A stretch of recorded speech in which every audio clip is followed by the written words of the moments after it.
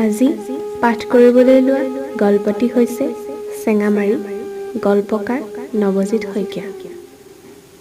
বেৰৰ ফাঁকেৰে ফিৰফিৰাই অহা বতাহজাকত তাৰ হাতত থকা চাকিটোৰ পোহৰখিনি নুমাই গ'ল কপি কপি। খেপিয়াই খেপিয়াই চাকিটো আকৌ জ্বলালেহি। দুৱাৰৰ ডাংডাল খুলি এঙামুৰি এটি দি চোতালত সি কিছু সময় ৰ'ল। বাহিৰত পূৰ্ণিমাৰ ফৰিং ফুটা জোনাক। আচলতে জীৱনটোৱে এটা অনন্ত ৰহস্য। ই নদীৰ দৰে, কেতিয়াবা চঞ্চল, কেতিয়াবা গভীৰ, কেতিয়াবা কোমল আৰু কেতিয়াবা ভিন্ন চৰিত্ৰ। ঠিক সেউজীয়া নদীখনৰ দৰে। আজি ধনাই বহু দিনৰ মূৰত চেঙামাৰীত মাছ মাৰিবলৈ যাব।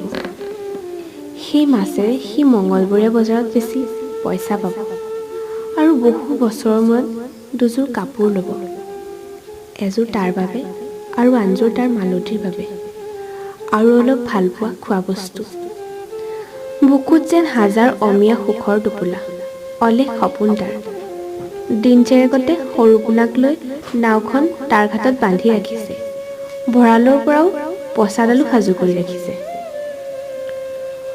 অজস্ৰ ঘামৰ টোপোলাবোৰৰ মাজত যেন লুকাই আছে তাৰ কষ্ট, দুখ আৰু যন্ত্ৰণাবোৰ।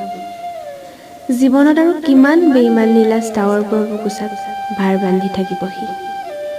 লোকৰ ঘৰত কাম কৰা, মাছ মৰা, মাটি আধিলৈ খেতি কৰা, তাৰ বাহিৰেনো কি আছে ধনাই? তাৰোতো মন যায় অভাৱবিহীন এখন আকাশ চুই চোৱাৰ। কিন্তু প্ৰতিদিনে যেন ডাৱৰবোৰে কোঙা কৰে তাৰ জীৱন আৰু অৰণ্যৰ শূন্যতা। প্ৰতি ৰন্ধে ৰন্ধে নিশ্বাসৰ সপোন দেখে সি।